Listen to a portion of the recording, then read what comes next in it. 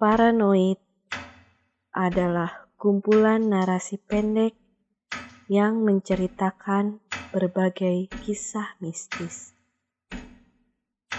Kami hadir setiap 2 kali seminggu pada hari Senin dan Kamis pukul 10 malam. Beberapa narasi yang kami bawakan merupakan pengalaman dari kejadian yang benar-benar terjadi. Beberapa hanya sekadar imajinasi, dan beberapa adalah gabungan dari keduanya.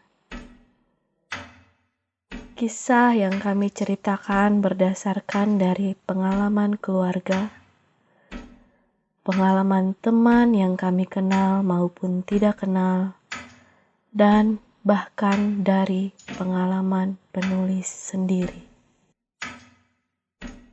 Jika Anda juga ingin membagi pengalaman mistis untuk kami ceritakan, Anda dapat mengirimkannya melalui email narasi.paranoid@gmail.com. Dukung kami dengan menekan tombol like dan subscribe, serta bagikan cerita kami ke saudara dan teman-teman Anda. Selamat mendengarkan. Gangguan Bagian 2, Rumah Tua. Ini adalah cerita saat aku mengontrak sebuah rumah tua di kota kecil di Pulau Jawa. Sebelumnya, aku dan kakakku tinggal di asrama yang berbeda gedung. Kami harus pindah dari asrama tersebut karena suatu alasan. Kami kemudian mendapatkan sebuah rumah yang dikontrakan yang letaknya sedikit tersembunyi. Kami harus melewati gang kecil di belakang bangunan-bangunan rumah untuk sampai ke rumah tersebut. Sebuah rumah tua berbentuk rumah joglo di sebelah sungai kecil. Rumah tua yang masih berdiri kokoh dengan halaman yang besar. Pintu masuk rumah tersebut merupakan pintu besar yang terbuat dari kayu tua yang memiliki 2 daun pintu. Di dalam rumah terdapat ruangan besar yang kami atur menjadi ruang tamu dan ruang makan tidak bersekat. Namun terdapat tiang-tiang penyangga yang terbuat dari kayu, 2 di sisi kanan dan 2 di sisi kiri.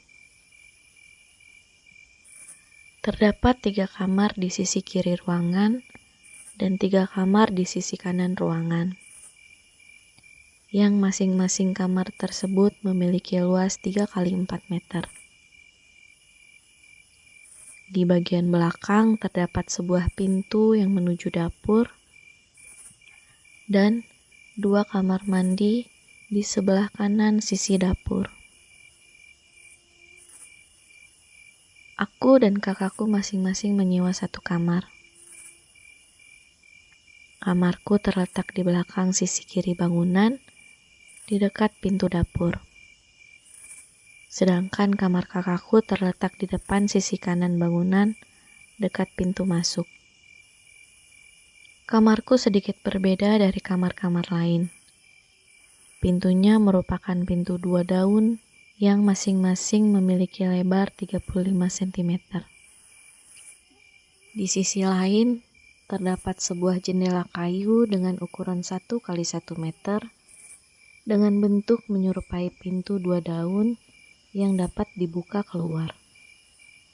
Karena kamarku terletak di bagian paling belakang bangunan, aku dapat melihat sungai kecil dan pepohonan bambu yang cukup rindang.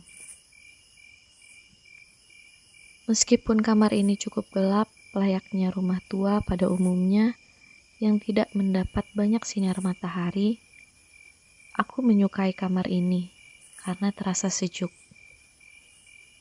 Apalagi jika aku membuka jendela, aku dapat mendengar suara gemericik aliran sungai.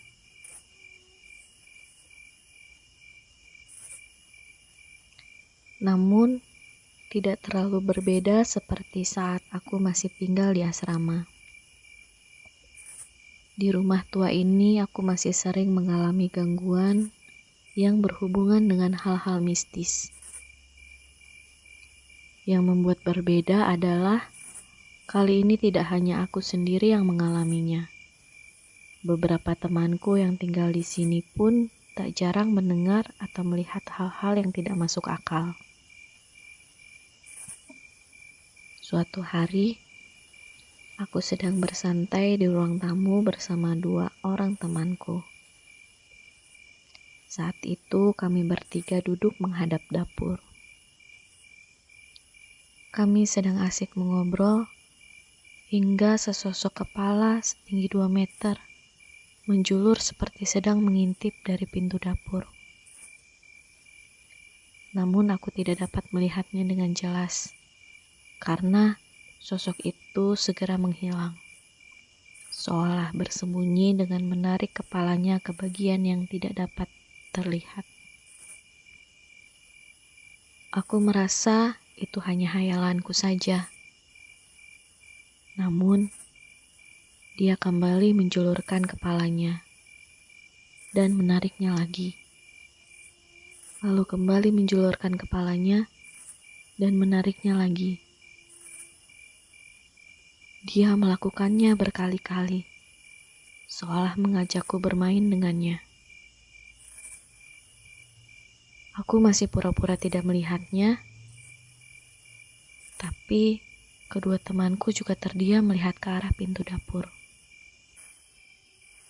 Kami terdiam tanpa kata dan hanya saling memandang. Aku yakin mereka juga melihat hal yang sama dengan yang aku lihat. Sepertinya dia tidak hanya mengajakku bermain, dia mengajak kami untuk bermain. Aku kemudian bergegas keluar rumah dengan alasan mencari makan.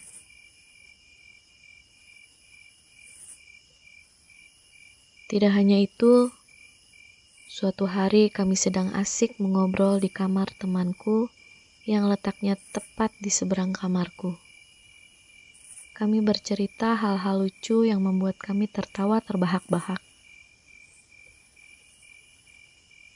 Namun, seketika kami terdiam. Ada suara tawa selain kami dari luar kamar temanku. Kami terdiam, namun suara tawa itu terus berlanjut. Seperti sebelumnya, kami hanya dapat terdiam dan saling memandang. Masih banyak lagi gangguan-gangguan yang kami alami bersama. Tapi kami satu pun tidak berani membahas tentang apa yang kami lihat atau dengar. Kami memiliki ketakutan yang sama jika kami membahas hal-hal tersebut. Di rumah ini aku mulai sering terbangun di tengah tidur dan tidak dapat menggerakkan anggota tubuhku. Orang-orang menyebutnya ketindihan. Aku tidak tahu apa penyebabnya, tapi aku berulang kali mengubah posisi tidurku untuk menghindari ketindihan. Kasurku kuletakkan di lantai tanpa sebuah tempat tidur, sehingga aku dapat dengan mudah memindahkannya. Kadang aku meletakkan di sisi kiri kamar, kadang di sisi kanan, atau kadang di bawah jendela. Di kamarku ada satu buah lemari kayu tua yang memiliki cermin di satu sisi pintunya. Saat itu aku memposisikan kasurku berseberangan dengan lemari kaca tersebut. Aku dapat melihat cermin dari posisi duduk di kasur. Suatu hari, ketika aku sedang tidur, aku mengalami pengalaman ketindihan. Aku terbangun, tapi tidak dapat menggerakkan tubuhku. Rasanya berat. Aku mulai menarik nafas sambil tetap berusaha untuk bangun. Hingga akhirnya aku dapat bangun. Dalam posisi duduk, aku tak sengaja melihat ke arah cermin. Saat itu, aku melihat refleksiku sedang duduk di atas badanku yang sedang berbaring. Tanpa pikir panjang, aku kembali membaringkan badan dan mencoba untuk kembali tidur. Aku kembali merubah posisi tidurku, kali ini kasurku aku letakkan di sisi pintu sebelah kanan. Ketika aku sedang tidur, kakakku memanggil-manggilku berkali-kali.